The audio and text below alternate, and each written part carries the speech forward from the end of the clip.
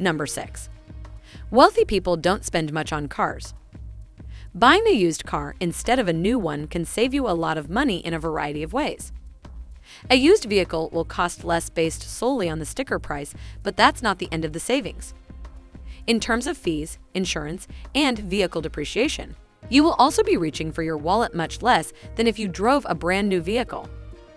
According to Experian, the average monthly payment for a used vehicle in the third quarter of 2021 is $465, while drivers financing a new vehicle paid closer to $609.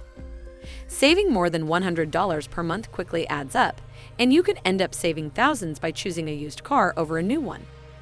So now we know not to buy that brand new Ferrari the first thing we do. However, I'm not sure we should buy a used one either. So make sure not to miss the next important key and keep accelerating your financial knowledge by clicking on the next video of this series. I'll see you over there.